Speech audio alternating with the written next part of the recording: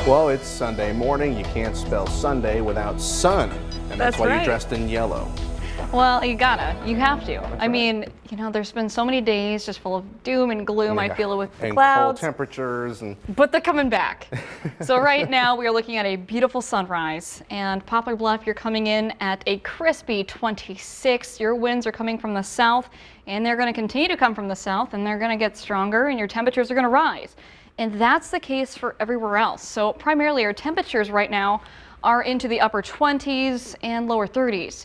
Well, looking at our threat tracker, you can see we're at moderate. All right, so we're looking at warmer temperatures. That doesn't put it at moderate. We're looking at some sun. That certainly doesn't do it. Well, those winds.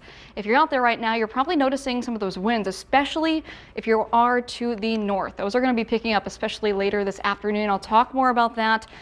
But for tomorrow, for our Monday, for President's Day, we are warming up, warmer than what we are seeing today. We will see some passing showers and eventually even some thunder showers that will continue into our Tuesday. And we could see a flood threat there. So I mentioned those warmer temperatures. Well, around this time, our average high is at 51. Today, our high is going to reach into the mid 50s, even upper 50s. And I think down to the south, our counties could be even seeing 60s. You have a good chance today. Well, for our President's Day, you have 60s. That'll stay into our Tuesday. And then like a roller coaster, we immediately drop down. But there's no excitement with it because we're talking about these colder temperatures after rain. So I'll talk about why all of this is happening in a moment, because our threat today are going to be those winds.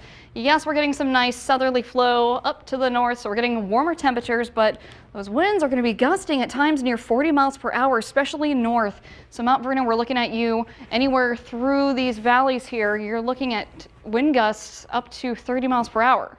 So if you are a high-profile vehicle, just take your time, be careful, just know your load, actually, because I've seen a lot of truckers out there and sometimes they swivel, so watch out if you are the car that's trying to pass them. Just don't. Just give them some time. That is the best thing that you can do. So we're going to be dealing with the sun, clear conditions today, and the warm temperatures and the winds. So those clouds will be starting to build in early Monday morning. We'll start to see a few rain showers through the later afternoon into Monday ahead of a cold front.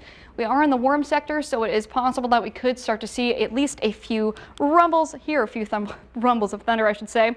But then Tuesday, early morning Tuesday, that's where we could start to see some heavier rain showers, and you can't rule out a few, at least, thunder showers, right? So with that, we're looking at least an additional 1 to 3 inches of rainfall. That's also back when we just had a lot of rain that just fell, and we saw flooding from it from last Thursday.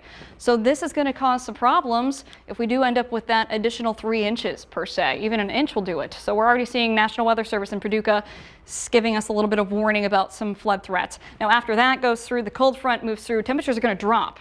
Okay, so that's going to lead to at least some possible freezing over. And then our eyes shift over to Wednesday for our next system, which is why our temperatures are going to drop so drastically after the cold front goes through. But for the Storm Prediction Center, they're giving at least Monday a 2. So level 2 for you guys, and that's primarily for strong winds. So that is something to keep an eye on. And I know Nick will be here tomorrow morning to talk more about that as you get closer to the event. And you can stay up to date with the Storm Track 3 app on Google Play or the Apple App Store to track all of this roller coaster of conditions. But looking ahead, we are seeing conditions today being primarily okay with our temperatures into the upper 50s. We're dropping down into the 40s. And for Monday, Tuesday, we're into the 60s before dropping dramatically, at least over 30 degrees difference into the overnight hours, where we could start to see that rain turn into a possible mix. So there's a lot going on here, and we have a lot to deal with this coming week. So just keep an eye on our app. We have you covered here on News 3. Yeah, good advice. Thanks, Emily.